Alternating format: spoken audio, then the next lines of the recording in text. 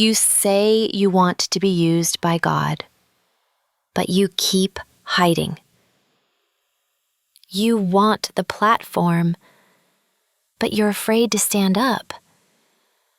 You say you're ready for purpose, but you whisper it with shaking lips, hoping no one actually hears you. Sis, this ain't gonna work both ways. You can't ask God to elevate you while you keep shrinking. You're not being humble. You're just scared. And deep down, you know it. You've been sitting on that gift for how long now? Weeks? Months? Years? Telling yourself, I'm not ready yet. It's not the right time. God will open the door when He's ready. Sis, the door's been open. You just won't walk through it. You're not waiting on a sign. You're not waiting on confirmation. You're not even waiting on God. He's been waiting on you, waiting for you to stop rehearsing your fear in the name of faith, waiting for you to stop hiding behind your insecurities, waiting for you to stop calling it preparation when it's really procrastination. You've convinced yourself it has to be polished, perfect, professional. But God never called the perfect. He called the willing. Look at Moses. He stuttered. Look at David. He was a shepherd boy. Look at Esther. She didn't come from royalty. God made her royalty. And here you are, still trying to qualify yourself for a calling that was already yours. You're so afraid to be seen fumbling that you're choosing to not be seen at all. And sis, that's not humility, that's fear. You pray for purpose, but you're allergic to public obedience. You want the fruit, but you won't plant the seed. You want the impact, but you keep ignoring the instruction.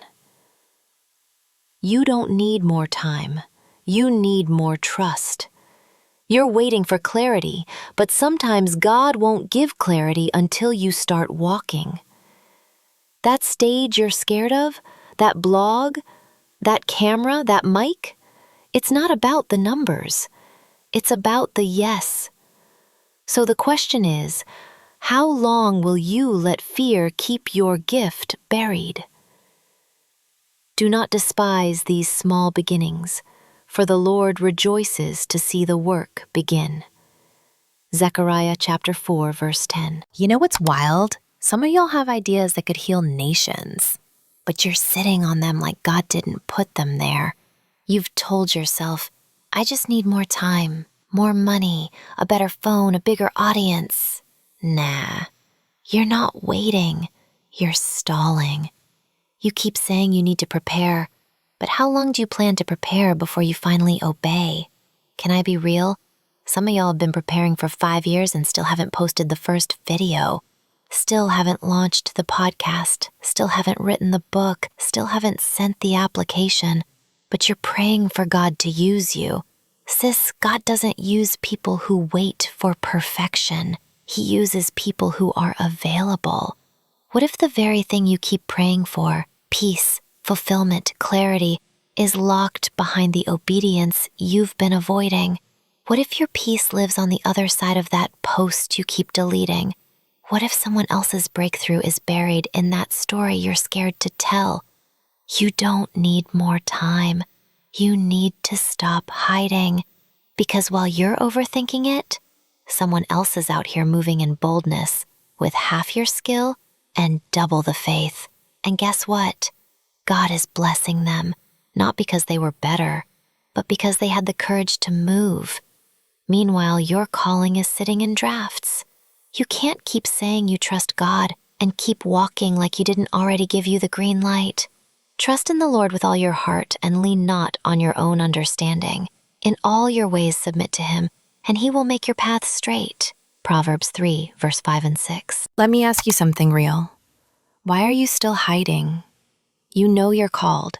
You know it. But you've been Jonah, running, hiding, avoiding, sitting in your own storm and calling it peace. Sis, let's stop playing. You feel the nudge, you feel the whisper, you feel the ache in your spirit every time you see someone else doing what God told you to do. And you're not mad at them. You're disappointed in yourself. But instead of moving, you freeze. You overthink. You second-guess what God already made clear. And let me tell you something painful but true. Obedience delayed is still disobedience. God gave you the word. You prayed for confirmation. He gave it. You asked for a sign. He gave that too. But you're still sitting, scrolling, saving inspiration, talking about vision, but avoiding action. And let me say this with love. You're not overwhelmed. You're disobedient. You're not confused. You're scared. You're not waiting on God. You're hoping He forgets what He told you. But here's the part that should shake you. God's plan will go forward, with or without you. If you stay silent, deliverance will rise from another place. But you'll stay stuck, and not because you weren't called, but because you wouldn't answer. If you keep silent at this time, relief and deliverance will arise from another place, but you and your family will perish. Esther 4:14. What if your yes isn't even about you? What if someone's breakthrough is tied to your voice?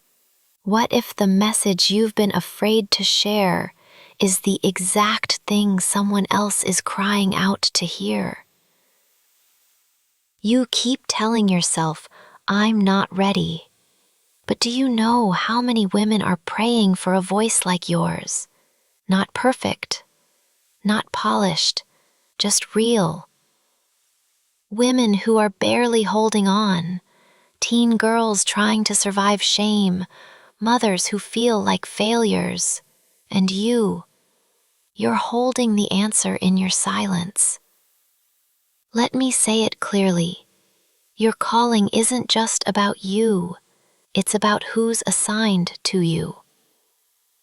Someone is waiting to see you stand, so they believe they can too.